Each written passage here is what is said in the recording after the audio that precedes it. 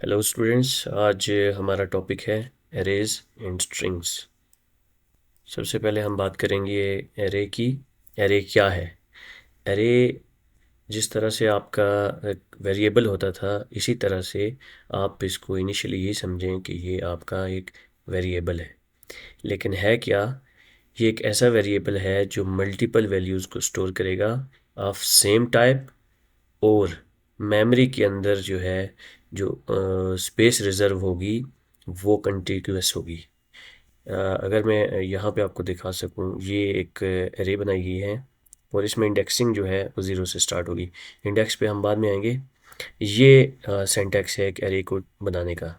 इसमें सबसे पहले क्या है, इंट एज। अब आपने अगर यहाँ तक आप इससे फेमिलियर हैं कि ये आपका क्या है, एक वेरिएबल है। जैसे आप वेरिएबल बनाते थे, ये वेरिएबल की डेटा टाइप थी, इसी तरह से ये एरे की डेटा टाइप है। उसके बाद उसका नेम है, एरे का नेम, ये एज है। अब मैंने ये बताया था ये ऐसा वेरिएबल है जो मल्टीपल वैल्यूज़ को स्टोर करेगा, तो हमने कितनी वैल्यूज़ स्टोर करवानी है उसका साइज़ बताना पड़ेगा। तो साइज़ हमने बता दिया कि 4। और यहाँ पे अगर इस तरफ आ जाएं राइट साइड पे, तो वेरिएबल के केस में हम एक वैल्यू लिखते थे, लेकिन यहाँ पे हम चूँकि साइज़ हमने 4 दिया है, तो आप देख सकते हैं हमने 4 वैल्यूज़ यहाँ पे दी हैं जो कि कॉमा सेपरेटेड हैं और जिनको इनक्लोज किया गया है करली ब्रेसेस में। अब ये जो 4 यहाँ पे वैल्यूज़ आपको नज़र आ रही हैं, इनको कहा जाता है एरे एलिमेंट्स। और ये जो वैल्यूज़ असाइन की गई हैं, ये इसको कहा जाएगा, एरे को इनिशियलाइज़ किया गया है इन वैल्यूज़ के साथ, एरे इनिशियलाइजेशन। अब अगर हमने इनमें से कोई वैल्यू एक्सेस करनी हो तो क्या होगा कि हम ये को मिस्टेकनली यहाँ पे हुआ है, इसको एज लिखेंगे, यहाँ पे एरे का नाम देंगे एज, और ये इंडेक्स दे देंगे बेसिकली कि किस जगह पे पड़ी हुई है। तो जैसा कि यहाँ पे ऊपर मैंने बताया है कि 0 से स्टार्ट होता है इंडेक्स, तो ये 0 है, ये 1 है, ये 2 है, ये 3 है।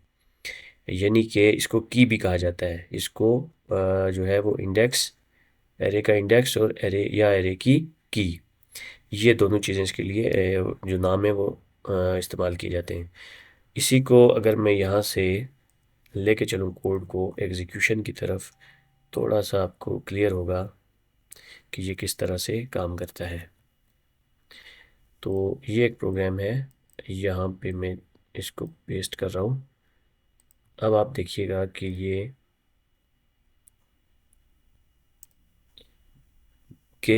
वेल जो है 44 प्रिंट हुआ है।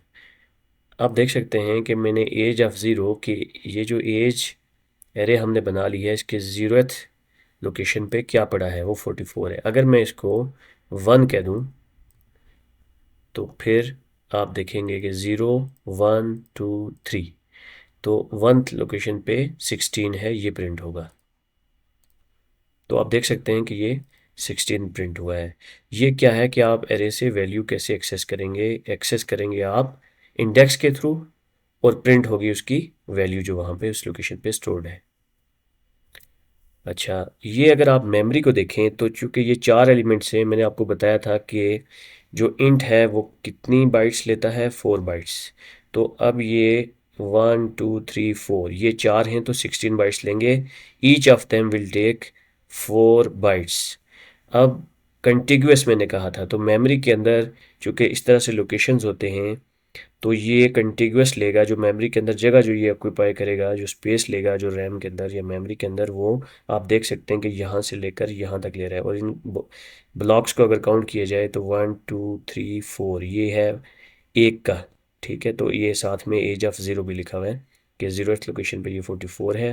1th लोकेशन मेमोरी, ये मेमोरी की पिक्चर है, 16 है, और 2 पे 23 है। तो आप देख सकते हैं ये कंटिग्यूअस मेमोरी लोकेशन इसने ऑक्यूपाई कर लिए हैं और 16 बाइट इसने मेमोरी के अंदर स्पेस ली है। अब हम नेक्स्ट मूव करते हैं कि कितनी टाइप्स की एरेज हो सकती हैं। एक है 1 डायमेंशनल एरे, और दूसरी है 2 डायमेंशनल, और इससे ज़्यादा भी, यानी मल्टी डायमेंशनल एरे भी हो सकती है। अब जो 1 डायमेंशनल एरे है, इसमें क्या है कि सिंपल लिस्ट ऑफ डाटा, जैसे हमने पहली एग्जांपल देखी उसी तरह की ये एक एग्जांपल्स है जिसमें नंबर्स स्टोर किए गए हैं, जैसे कि किसी के रोल नंबर्स हो सकते हैं या कोई नंबर्स हैं वो स्टोर किए गए हैं यहाँ पे। तो आप देख सकते हैं कि एक इसकी टाइप बता दी गई, यहाँ पे फ्लोट हो सकता है, स्ट्रिंग हो सकता है। हमने अभी इंटीजर लिया है क्योंकि हमने इंटीजर्स स्टोर करवाने हैं। तो नंबर्स, और ये आप देख सकते हैं जो बड़ी ब्रैकेट है इसके अंदर इसका साइज़ दिया जाता है, और जो करली ब्रेसेस हैं इनके अंदर हम इनके एलिमेंट्स देते हैं कॉमा सेपरेटेड। तो ये 1 2 3 4 दिया गया है। अब हमने जो लूप स्टार्ट किया इसको ट्रैवर्स हम कर रहे हैं प्रिंट करवाने के लिए। तो लूप हमने ज़ीरो से इनिशलाइज़ किया, ज़ीरो से स्टार्ट किया रीज़न, क्योंकि इंडेक्सेस ज़ीरो से स्टार्ट होते हैं। और इसको हम ज़ीरो से 4 तक चलाएंगे, 0 1 2 3 4, ये हो जाता है 5 एलिमेंट्स, 0 1 2 3 4। तो इसको 4 तक चलाने के लिए हमने कहा कि i इज़ लेस देन 5। उसके बाद इसके अंदर इंक्रीमेंट किया, और हमने अब प्रिंट जब करवाना है तो हमने नाम देना है नंबर्स का, और इंडेक्स देना है हमने ये लूप कंट्रोल वेरिएबल का। तो क्या होगा, सबसे पहले 1 प्रिंट होगा, उसके बाद ये स्पेस प्रिंट होगी, उसके बाद लूप नेक्स्ट मूव करेगा तो 2 को प्रिंट करेगा, फिर 3 को, फिर 4 को, और फिर 5 को। तो जब इसकी वैल्यू 5 हो जाएगी, कंपेयर होगा 5 इज़ लेस देन 5, वहाँ पे लूप टर्मिनेट हो जाएगा। अच्छा, आगे अगर हम देखें, इसको हम एग्जीक्यूट भी करके देख सकते हैं।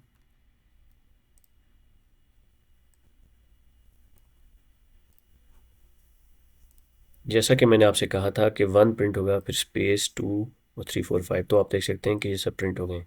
अब स्टोर्ड एलिमेंट्स तो 5 हैं, लेकिन अगर मैं पहले यहाँ 4 तक प्रिंट कराना चाहूँ तो मैं क्या करूँगा, यहाँ पे कंडीशन को 4 कर दूंगा। तो आप देखेंगे कि 5 प्रिंट नहीं होगा। ये आप देख सकते हैं कि 4 तक प्रिंट हुआ है। इसी तरह से अगर आपने इसका ट्रेवर्सल जो है वो रिवर्स ऑर्डर में करना है, तो तब आप क्या करेंगे, आप 5 से, लूप्स में हमने पढ़ा था 5 से इनिशियलाइज करवा देंगे, 5 से नहीं कराएंगे बल्कि 4 से करवाएंगे। रीज़न कि आपका जो इंडेक्सेस हैं वो 0 से स्टार्ट हो रहे हैं और 4 तक जाएंगे। तो 4 से हमने स्टार्ट किया और कंडीशन हमने चेंज कर दी, हमने कहा ग्रेटर देन इक्वल टू 0, कि 0 तक आओ। और उसके बाद आपको पता है 4 से 0 तक आने के लिए हम प्लस प्लस नहीं कर सकते, वो आगे चला जाएगा, हमने माइनस माइनस करना है। तो जब लूप चलेगा पहली बार 4, फिर 3, फिर 2, फिर 1, फिर 0, और जब -1 होगा तो ये टर्मिनेट कर जाएगा। तो अभी हम देखेंगे कि आपका जो प्रिंट होगा ये वो इस ऑर्डर में ट्रेवर्सल होगा, 5 4 3 2 1 में। ये आप देख सकते हैं कि ये 5 4 3 2 1 इस तरह इसका रिवर्स हमने ट्रेवर्सल किया है। ये क्या कर रहे हैं, हम ट्रेवर्स कर रहे हैं, गेट कर रहे हैं, आपकी जो एरे है उसमें से वैल्यूज़ को हम फेच कर रहे हैं और डिस्प्ले करा रहे हैं। अच्छा, दूसरा 2D जो एरे है वो क्या होगी, जैसे रोज़ और कॉलम्स की बात की जाती है, या जैसे आपने मैट्रिक्स पढ़े होंगे, तो इसमें क्या तरीकाकार है कि ये तो था ना कि एक एरे के लोकेशन के ऊपर हमने इस तरह से उसका कंटिग्यूस मेमोरी लोकेशंस के ऊपर हमने स्टोर करवा दी। अब 2D में क्या होता है कि 2D में हम उसके एक रो, आप इस तरह से इसको समझें कि पहला रो है और दूसरा जो है वो कॉलम है, यानी कि 2 लेवल्स पे हम डाटा स्टोर करवा देते हैं। यानी कि अगर हम कहें कि ये जो 1 2 3 है ये लोकेशन 0 है, और 4 5 6 ये लोकेशन 1 है, यानी कि array inside array, arrays inside array, ये होगा आपका 2D।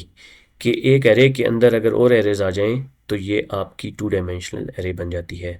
और इसको एक्सेस कैसे किया जाएगा, ये जैसे आपके सामने लिखा हुआ है 1 2, ये प्रिंट करेगा इस 6 को। हम इसको ज़रा एग्जीक्यूट करके देखते हैं।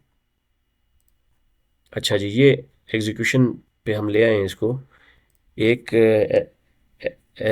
2D एरे बनाई गई है जिसमें जो मेन जो एरे है उसके 2 एलिमेंट्स हैं, और जो सब एरे होगी उसके 3 एलिमेंट्स होंगे। अगर हम रोज़ और कॉलम्स की या मैट्रिक्स की बात करें, आपने पढ़ा होगा कि उसमें हम क्या करते थे, इस तरह से आपकी वैल्यूज़ हुआ करती थी। यानी इसको अगर मैं लिखूं तो आप यूँ लिखेंगे कि 1 2 3, और दूसरी रो के अंदर 4 5 6। तो यही चीज़ है। अब अगर मैं इसको एक्सेस करने की बात करूं, ये आपके सामने जो 6 आया है इसको ज़रा समझते हैं कि ये कैसे आया है। ये जो 6 है ये है 0th रो, ये है फर्स्ट रो। अब मैंने यहाँ पे लिखा 1, तो यानी मैं पहली रो पे आ गया, उसके बाद मैंने लिखा 2। अब उसके अंदर जो है ये 0 से स्टार्ट हो रहा है, 0 1 2, तो 6 पे हम पहुंच गए। अब अगर हम इसको देखें यहाँ से, तो ये आपका ये पूरा जो है ये ज़रूरत है इस एरे का, ये जो बाहर वाली है मेन एरे है, इसका ये ज़रूरत एलिमेंट है और ये पूरा उसका फर्स्ट एलिमेंट है। अब अगर मैं रेफ़र करना चाहूँ 5 को, तो मैं ये कहूँगा कि जो फर्स्ट एलिमेंट है ये ज़रूरत हो गया, ये फर्स्ट एलिमेंट जो मेन एरे का है, मैट्रिक्स एरे का जो फर्स्ट एलिमेंट है, उसके आगे जो एरे है उसका 0 1, यानी कि 1 एंड यहाँ पे 2 की जगह 1 हो जाएगा। अब इसको रन करते हैं। अब आप देख सकते हैं यहाँ पे 5 प्रिंट हो गया। अगर मैं ये कहूँ कि यहाँ पे हमने अब हमने 2 एक्सेस करना है, तो हम किस एलिमेंट पे आ गए, मेन एरे के 0th एलिमेंट पे। तो आपका जो ये नीचे आप मेंशन कर रहे हैं, जो एक्सेस कर रहे हैं, यहाँ पे पहली जो वैल्यू है वो 0 हो जाएगी, यानी कि 0th element of main array, और उसका जो सब एलिमेंट है वो क्या है, 0 1 2, तो ये क्या है 1, तो ये 1 ऑलरेडी लिखा है हमने। 0 1 को हम एक्सेस करेंगे तो 2 प्रिंट होना चाहिए। ये आप देख सकते हैं कि 2 प्रिंट हुआ है। अगर 3 एक्सेस करना हो तो 0 1 2, यानी कि जो मेन जो है वो क्या है, 0 एलिमेंट है, 0 एलिमेंट का 0 1 2 सेकंड एलिमेंट, यानी कि 2 इंडेक्स जिस पे 3 वैल्यू पड़ी हुई है। ठीक है, ये इंडेक्स 0 है, ये इंडेक्स 1 है, ये 2 है, तो ये मैं 2 लिख रहा हूँ और ये बड़ी ब्रैकेट्स के अंदर लिख रहा हूँ, और जो पहला है मेन एरे है उसका 0 है। ये देख लीजिए आप, यहाँ पे 3 आ गया। तो इसको रोज़ और कॉलम्स की तरह अगर आप अंडरस्टैंड करना चाहें तो आप कह सकते हैं कि जो पहली रो है उसका कॉलम नंबर 3, ठीक है, यानी कि ये फर्स्ट रो का कॉलम नंबर 3। अब हम इसको एक वैल्यू पीछे क्यों चले जाते हैं, हमने बताया था कि इंडेक्सेस हमारे 0 से स्टार्ट होते हैं, तो 0 किसको रेफर कर रहा है, इस पहले पूरे इस एलिमेंट को, और जो 2 है ये इसके सब एलिमेंट नंबर दिस वन 3 को रेफर कर रहा है। तो ये हो गई आपकी 2D एरे। अब इसके बाद ये है कि 3D एरेज भी यूज़ होती हैं, लेकिन यहाँ तक का आपके लिए इनफ है, ये जस्ट इन्फॉर्मेशन के लिए कि इससे आगे भी एरेज के लेवल हो सकते हैं, जिसको मल्टी डायमेंशनल एरे कहा जाता है, जैसे कि क्यूब्स ऑफ डाटा। आगे हम मूव करेंगे कि कैसे एक्सेस किया जाता है एरेज, C++ के अंदर एरेज को कैसे एक्सेस किया जाता है। तो ये आप देख सकते हैं कि इंडेक्स के थ्रू एक्सेस करते हैं, हमने बात कर ली है इस पर। और इंडेक्सेस आपके 0 से स्टार्ट होते हैं, पहला जो है एलिमेंट वो 0 इंडेक्स पे होगा, और जो लास्ट एलिमेंट है वो n-1 पे होगा। कैसे, जैसा कि यहाँ पे ये एरे 5 है, यानी कि इस एरे का साइज़ 5 है, ये 5 एलिमेंट्स को स्टोर करेगी, लेकिन इसमें जो इंडेक्सिंग है वो 0 से स्टार्ट होगी और आप देख सकते हैं 4 तक जाएगी, यानी कि n-1 तक। अब इस प्रोग्राम को अगर एग्जीक्यूट करें तो आप देखेंगे कि ये वैल्यूज़ इसी तरह से प्रिंट हो जाएंगी। ये आपने देखा कि ये 10 और 50 प्रिंट हुआ, दरमियान में कुछ भी नहीं है, हम एंड एल लगा देते हैं डिफ्रेंशिएट करने के लिए। तो आप देख सकते हैं कि 10 और 50 अलग अलग प्रिंट हो गया है। 0th लोकेशन के ऊपर 10 स्टोर्ड है, और ये लास्ट लोकेशन क्या बनेगा, 0 से स्टार्ट करेंगे, 0 1 2 3 4, तो ये 4 जब हमने दिया तो आपने देखा कि 50 प्रिंट हो गया। नेक्स्ट ये है कि एरे को ट्रेवर्स कैसे किया जाता है। तो ये 1 बाई 1 ट्रेवर्स किया जाता है, मैंने पहले भी बताया, और आप यूज़ करते हैं लूप। तो कोई सा भी लूप आप यूज़ कर सकते हैं, या फार या वाइल। यहाँ पे फार लूप को यूज़ किया गया है।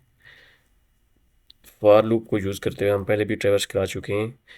तो इस ट्रेवर्सिंग को समझना इम्पोर्टेंट है कि आपके जो एरे है वो 5 एलिमेंट्स पे मुश्तमिल है, 5 एलिमेंट्स कंटेन करती है। 0 से ये स्टार्ट होनी चाहिए, 0 1 2 3 4।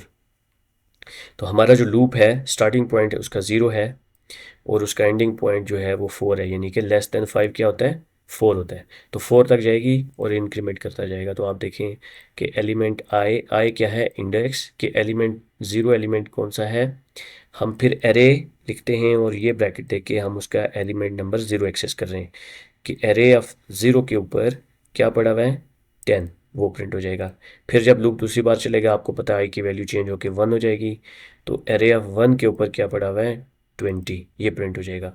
इसी तरह से फिर लूप आगे जाएगा तो वैल्यू जो है वो चेंज होकर 2 हो जाएगी, जिस पे ये है वो प्रिंट हो जाएगा, फिर 4 होगी ये प्रिंट होगा, और जब वैल्यू जो है 3 होगी तो ये प्रिंट होगा। और 4 के ऊपर क्योंकि हमने 0 से स्टार्ट किया है तो 4 के ऊपर जो है 50 प्रिंट होने के बाद जब वैल्यू 5 होगी तो ये टर्मिनेट कर जाएगा। हम इसको रन करके आउटपुट देखते हैं। तो आपने देखा कि 0th लोकेशन पे 10 है, ये जैसा कि यहाँ पे नज़र आ रहा है। और उसके बाद आपने ये सारे देख लिए कि किस तरह से 4 तक जा रहा है। 0 से 4 तक टोटल एलिमेंट्स 5 बन जाते हैं, तो एरे का साइज़ 5 है। अगर मैं एरे का साइज़ 4 करके इस तरह करूँ तो आप देखेंगे कि एरर आ जाएगा कि आपने साइज़ जो है वो 4 दिया है, वैल्यूज़ आप 5 स्टोर करा रहे हैं। ये देख लीजिए ज़रा, ये यहाँ पे एरर आ गया कि वैल्यूज़ आप ज़्यादा स्टोर करा रहे हैं। तो आपने जो साइज़ है वो वही रखना है जितने एलिमेंट्स हैं, लेकिन इंडेक्सिंग जो है या जो एक्सेस करना है इसका वो 0 से स्टार्ट होगा। अब इसको ट्रैवर्सिंग लूप वाली को हटा के अगर आप ये दूसरी तरह हम कर रहे थे, मैं इको करूँ एरे ऑफ 1, तो आप देखेंगे कि 1 पे ये एक्सेस होगा। ये आप देख सकते हैं, हमने सी आउट किया तो ये एक्सेस हो गया आपका 20, चूँकि 1 इंडेक्स पे ये है। तो इसको आपने समझना है काफ़ी अच्छे तरीके से कि जो वैल्यू है वो डायरेक्टली आप एक्सेस नहीं कर रहे, आप इंडेक्स देते हैं तो वैल्यू प्रिंट हो जाती है। ये इस तरह से जो एरेज हैं ये आपकी काफ़ी यूज़फुल होती हैं डाटा को स्टोर करने के लिए, और प्रोग्रामिंग के अंदर काफ़ी ज़्यादा हेल्पफुल होती हैं। ये एरे ट्रैवर्सिंग की बात होगी। अब हम आगे देखते हैं एग्जांपल्स। ये दो एग्जांपल्स हैं। ये एक प्रोग्राम है जिसमें सम और एवरेज कैलकुलेट किया गया है कुछ नंबर्स का, और दूसरी है मैक्सिमम फाइंड करने वाला। तो हम इसको एज इट इज़ यहाँ से लेके जाते हैं यहाँ पे। तो इसको थोड़ा सा समझ भी लें पहले। हमने एक मार्क्स की एरे बनाई है और उसमें इंटीजर टाइप के 5 वैल्यूज़ रखनी है। वो 5 हमने ये वैल्यूज़ कॉमा सेपरेटेड स्टोर करवा दी हैं। अब हमने इनिशियली सम चूँकि हमने कैलकुलेट करना है तो लूप से ऊपर हमने वेरिएबल रखना है। अगर हम लूप के अंदर वेरिएबल डिक्लेयर करें तो उसके स्कोप का इशू आ जाएगा, यानी कि ये लाइन अगर यहाँ पे हो तो वापस हम इसको इस लूप के ब्लॉक के बाहर यहाँ पे एक्सेस सम को नहीं कर सकते। तो इसलिए हमने लूप से ऊपर इस वेरिएबल को डिक्लेयर किया, उसके बाद लूप लगाया जैसे कि बताया था 0 से 5 तक। अब करना क्या है, हमने ये करना है कि इस सम का जो वेरिएबल है इसके अंदर हम प्लस करते जाएंगे। आप इस लाइन को इस तरह से भी लिख सकते हैं, sum is equal to sum plus this one. और प्रोग्रामिंग के अंदर ये शॉर्ट आपको बता दिया गया है कि आप ये भी मेथड यूज़ कर सकते हैं, सम प्लस इज इक्वल टू के सम की जो पहली वैल्यू है उसके अंदर ये वाली वैल्यू मज़ीद ऐड कर दो।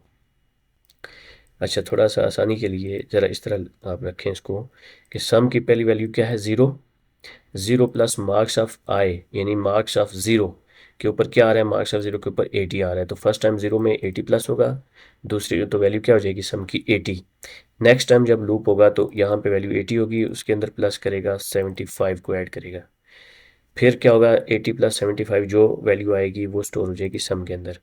फिर नेक्स्ट टाइम क्या करेगा कि यहाँ पे सम में वो 80 प्लस 75 की जो वैल्यू है उसके अंदर प्लस करेगा ये 90, और इसी तरह से ये 95 तक जाएगा, और जो टोटल वैल्यू आ जाएगी उसको यहाँ पे नीचे उसका एवरेज निकालेगा। तो चूंकि यहाँ पे हमने सी आउट नहीं कराया हुआ सम को, तो हम ज़रा सम को सी आउट करा के देखते हैं ताकि हमें ये पता लगे। और आपको पता ही है कि एवरेज क्या होती है कि जो टोटल आया है उसको उतने नंबर ऑफ़ एलिमेंट्स पे डिवाइड कर दें, तो वो कितने हैं 5 हैं। तो इस तरह से आपकी एवरेज निकल आती है। ज़रा इसको रन करते हैं। ये आप देख सकते हैं कि 428 वैल्यू आ गई है और उसको 5 पे डिवाइड किया तो 85.6। अच्छा, यहाँ पे हमने इसको स्टोर नहीं करवाया कहीं पे, डायरेक्टली हमने प्रिंट करवा दिया। अगर हम स्टोर करवाते तो इसको हम फ्लोट या डबल के अंदर स्टोर करवाते, तब हम फ्लोटिंग पॉइंट में वैल्यू ले सकते थे, देख सकते थे। ठीक है जी, ये हो गया एक एग्जाम्पल प्रोग्राम। अब इसी तरह से ये एक और एग्जाम्पल है कि आप मैक्सिमम फाइंड करने वाली।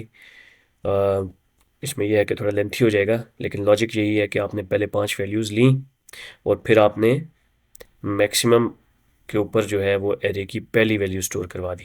अब जब आपने पहली वैल्यू स्टोर करवा दी है तो आप एरे को 1 से लूप को 1 से स्टार्ट कर सकते हैं यहाँ से, क्योंकि पहली वैल्यू आपने मैक्स के अंदर दे दी है। अब जो आपकी कंडीशन है वो क्या कहती है कि जो लूप के थ्रू ये वाली वैल्यू जो आ रही है, अब वैल्यूज़ इससे आगे वाली आएंगी। ये जो 25 आ रहा है, क्या ये बड़ा है मैक्स से? मैक्स में अभी 10 स्टोर है, तो क्या करेगा? बड़ा नहीं, बड़ा है तो वो क्या करेगा, मैक्स के अंदर 25 को मूव कर देगा। अब मैक्स के अंदर 25 है, अगेन लूप मूव कर जाएगा नेक्स्ट पे, वो कंपेयर करेगा क्या 25 बड़ा है 7 से, सॉरी जो 7 है क्या वो बड़ा है 25 से? तो फिर क्या होगा कि 7 तो बड़ा नहीं है 25 से, तो वो ये वाली लाइन एग्जीक्यूट नहीं करेगा, वापस इंक्रीमेंट करके 40 पे चला जाएगा। अब कंपेयर करेगा क्या 40 बड़ा है 25 से, तो चूंकि बड़ा है इसलिए मैक्स में 40 आ जाएगा।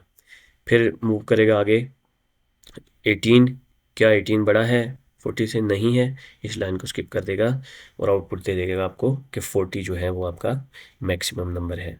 तो आप देख सकते हैं कि एरे के अंदर हमने स्टोर करवा के ये चीज़ हमने सारा काम किया है। और ये आप देख रहे हैं कि हम उसको एरे की ट्रेवर्स कर रहे हैं, उसकी वैल्यू को फेच कर रहे हैं। ये एरे ऑफ आई के थ्रू, आई क्या है? लूप कंट्रोल वेरिएबल है जो चेंज हो रहा है। अब हम आगे चलते हैं कि ये जो एरे है ये फंक्शंस में भी यूज़ की जा सकती है। आपने देखा था कि हम क्या कर रहे थे, हम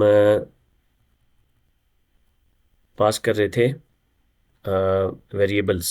ठीक है जी, इसको हम रिप्लेस कर लेते हैं। यहाँ पे हमने क्या किया है कि एक डिस्प्ले का फंक्शन बनाया है, और उस डिस्प्ले के फंक्शन के अंदर हमने क्या किया कि कुछ नंबर पास किए हैं, यानी कि एरे का ट्रेवर्सल बेसिकली हमने फंक्शन के थ्रू कराया है। वही जो काम हमने पहले किया था वही काम अब हमने फंक्शन के थ्रू किया। तो हमने क्या किया कि हमने अब यहाँ पे ये चीज़ बस थोड़ी सी डिफरेंट है। ये तो हमने देख लिया कि 4 एलिमेंट्स हमने स्टोर करवाने हैं, ये एक एरे इनिशलाइज कर दी है और वो एरे यहाँ पे फंक्शन को पास कर दी है और साथ में उसका साइज भी पास कर दी है। अब जो फंक्शन हमने बनाया उसमें क्या किया, जो डिफरेंस है वो ये है कि यहाँ पे एरे के आगे ये आपने इंटीजर टाइप और एरे इस तरह तो वेरिएबल हम पहले देते थे, लेकिन अब हमने यहाँ पे ये जो ब्रैकेट्स दे दिए हैं, इससे ये समझ आ जाएगी कंपाइलर को कि यहाँ से हम क्या पास कर रहे हैं, हम कोई एरे पास कर सकते हैं। तो ये अब इसको एरे को एक्सेप्ट कर लेगा। अगर हम यहाँ पे ये चीज़ नहीं करेंगे तो ये एरे को एक्सेप्ट नहीं करेगा, ये सिर्फ वेरिएबल को एक्सेप्ट करेगा। अब जब ये हमारे पास आ गया एरे के अंदर, तो हमने इसके ऊपर लूप लगाया, लेस देन साइज रखा, साइज हमने यहाँ से पास कर दिया था। तो उसके बाद हमने ये एरे ऑफ आई करके एक एक वैल्यू इसकी गेट की है और इसको हमने सी आउट की है। ये आप देख सकते हैं कि ये फंक्शन के थ्रू जो है इसको एरे पास की गई थी, और ये जो 5, 10, 15 एंड 20 यहाँ पे था, ये इसको चला गया है। अब अगर हम ये काम ना करते, इसकी ज़रूरत क्यों है? अगर हम ये काम ना करते तो हम क्या करते? ये काम अगर हम ना करते तो हम यहाँ पे बनाते int number 1 is equal to 5, int number 2 is equal to 10, int number 3 is equal to 15, int number 4 is equal to 20।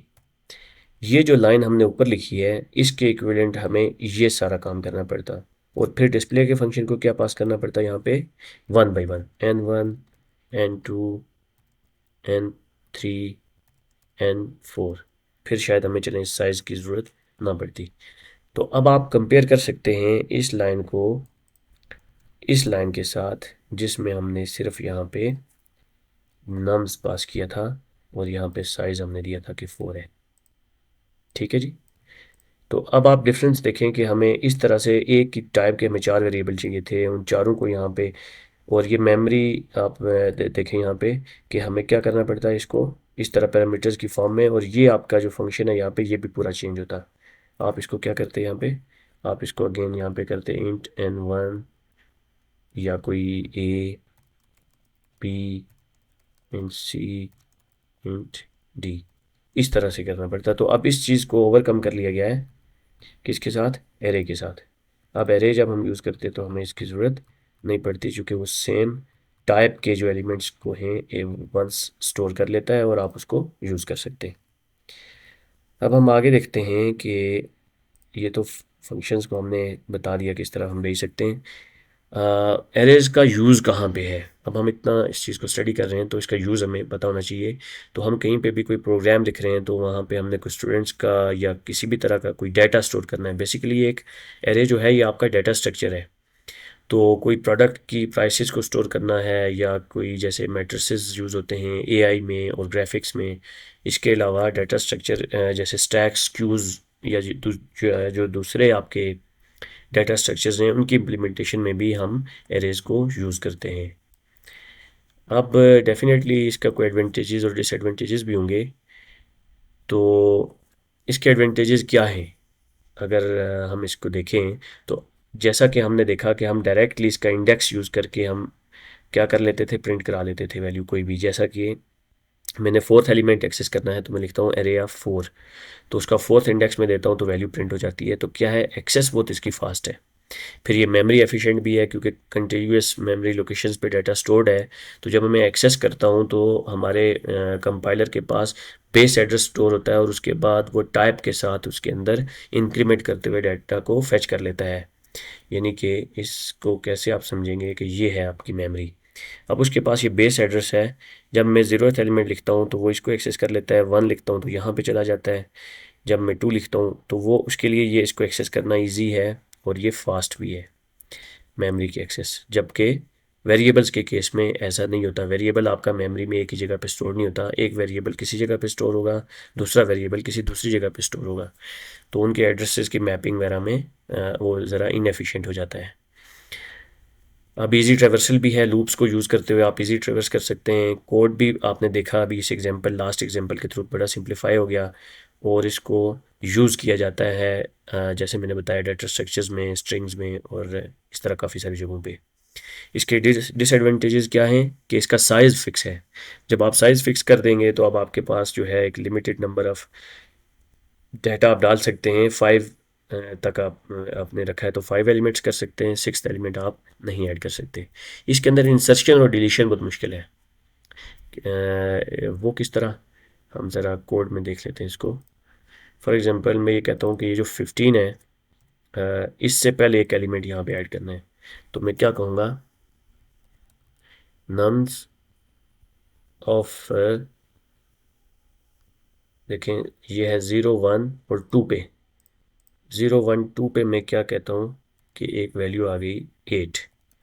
अब क्या हमें करना पड़ेगा कि जो ये वाला एलिमेंट था अब इसको मूव करना पड़ेगा, और अदरवाइज क्या करेगा, इसको ओवरराइट कर देगा। मुझे इसको मूव करना पड़ेगा 3 के ऊपर 15 को, और फिर 4 के ऊपर मुझे मूव करना पड़ेगा 20 को। और एक और इशू भी आएगा कि हमारी एरे के साइज़ का भी प्रॉब्लम आ जाएगा। साइज़ भी इंक्रीज़ करना पड़ेगा। तो आप देख सकते हैं कि एक वैल्यू हमने इंसर्ट करनी थी तो कितनी ज़्यादा प्रॉब्लम आ गई है। इसी तरह से जब आप डिलीशन करेंगे तो डिलीशन में भी क्या होगा, मैं इसको रिमूव कर देता हूँ यहाँ से और साइज़ में एरे का वही रख देता हूँ। तो इसमें अगेन इसमें भी प्रॉब्लम आएगी कि आपका जब इस लोकेशन को एक्सेस किया जाएगा तो क्या होगा कि आपका ये सपोज हो गया तो इस पर कोई वैल्यू मिलेगी नहीं। तो ये भी प्रॉब्लम आता है इसके अंदर। या अगर मिलेगी भी तो फिर बाकी जो उसके हैं उसको शफलिंग करनी पड़ती है। जितने भी इंडेक्सेस हैं सबकी शफलिंग आपको करनी पड़ जाती है। फिर ये है कि एक ही तरह का डाटा स्टोर कर सकती है। आपने देखा कि इसमें डिफरेंट टाइप का डाटा स्टोर नहीं किया जा सकता। और ये है कि ये मेमोरी की कंटिग्यूस जो लोकेशन है उसको ऑक्यूपाई कर लेती है मेमोरी के अंदर। तो बाज़ औक़ात ऐसा होता है कि मेमोरी आपकी ये फ्रेगमेंटेशन एक टेक्निक है मेमोरी की, मेमोरी मैनेजमेंट की, जो अभी आप शायद इसको ना समझ सकें। लेकिन ये है कि आप इसको इस तरह समझ लें कि फॉर एग्जांपल हमने एरे डिक्लेयर कर दी 50 की साइज़ की इंट की। अब उसको 200 जो है वो बाइट्स चाहिए। तो क्या मेमोरी के अंदर 200 बाइट्स एक ही जगह के ऊपर अवेलेबल हैं? अगर नहीं अवेलेबल हैं तो फिर वो प्रॉब्लम आ जाएगी। ये वाला इशू आता है इसके अंदर। और इसके अंदर ये है कि कोई इसके अंदर बिल्ट इन कोई चेक नहीं है। फॉर एग्जांपल मैंने आपको बताया अभी करके कि अगर हम डाटा जो है ज़्यादा स्टोर कर लें तो प्रॉब्लम आती है और प्रोग्राम क्रैश कर जाता है और एरर आ जाता है। तो उसकी कोई हैंडलिंग इसके अंदर नहीं है। स्टूडेंट्स इसी के साथ मैंने ऐड कर दिया है स्ट्रिंग्स को भी।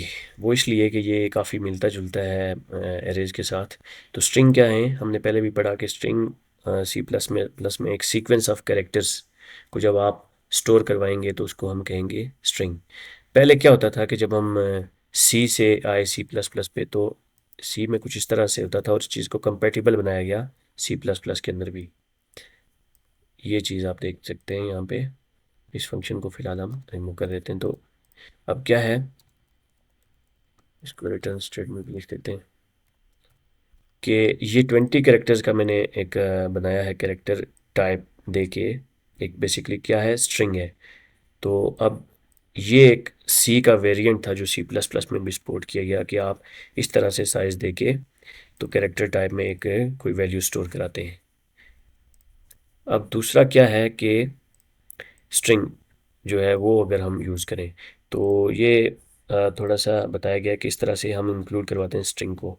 लेकिन ऐसा भी है कि अगर आप इस हैश इंक्लूड स्ट्रिंग नहीं भी लिखते तो अब बाई डिफ़ॉल्ट उसने ये सपोर्ट दे दी है कि आप इस तरह जब स्ट्रिंग को यूज़ करेंगे तो क्या होगा, सिटी के अंदर बाग प्रिंट हो जाएगा।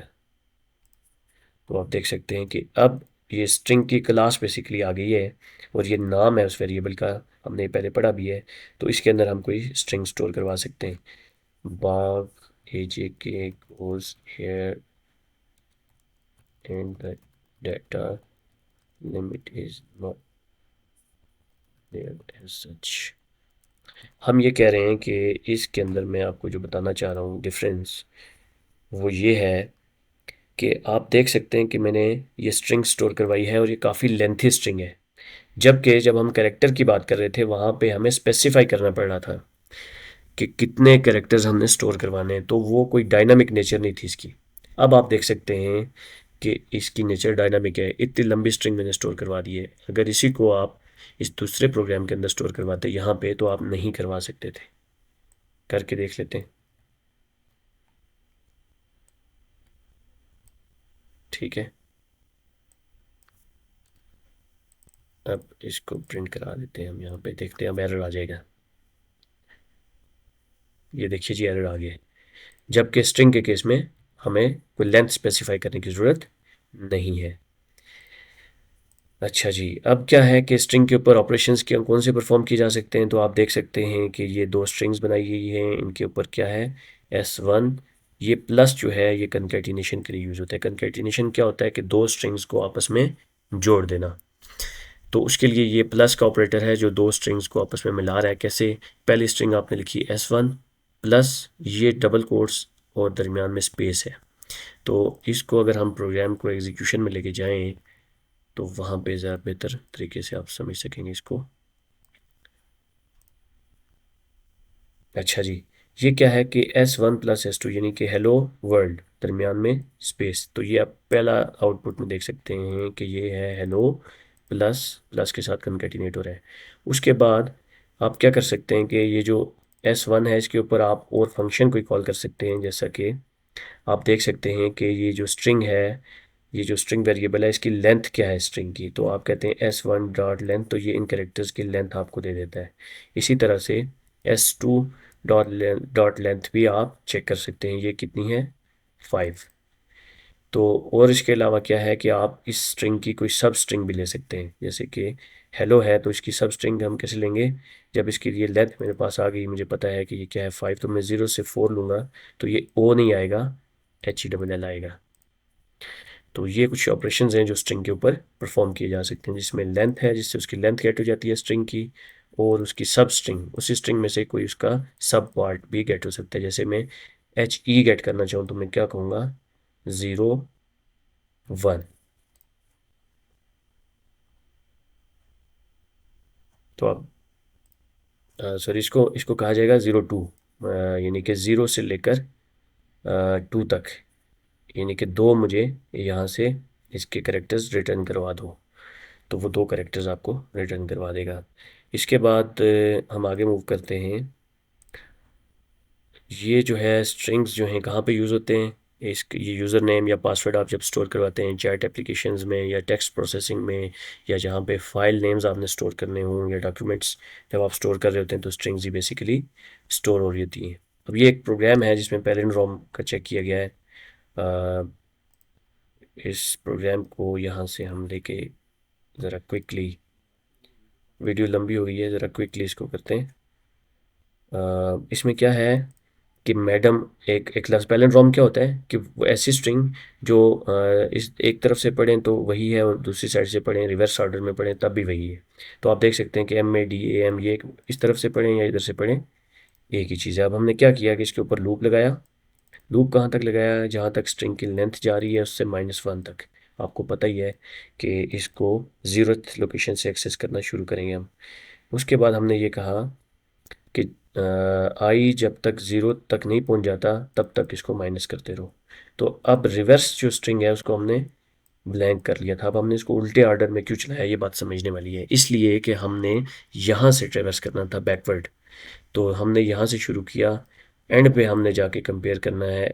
यानी हमने इधर से इधर जा रहे हैं और ये वर्ड तो ऑलरेडी हमारे पास है, तो एंड पे हम कंपेयर कर लेंगे कि रिवर्स के अंदर जो स्ट्रिंग बनती जा रही है क्या वो वही है जो हमारी ओरिजिनल स्ट्रिंग है। अगर ऐसा है, ये कंडीशन है, अगर ऐसा है तो ये पैलिंड्रोम है, अदरवाइज पैलिंड्रोम नहीं है। ये आप देख सकते हैं कि ये पैलिंड्रोम प्रिंट हो गया यहाँ पे। अच्छा जी, ये है आज का जो लेक्चर है वो इन दो चीज़ों के रिलेटेड था। इसमें कोई आपका क्वेश्चन हो या कोई भी चीज़ हो वो आप कमेंट सेक्शन में पूछ सकते हैं। थैंक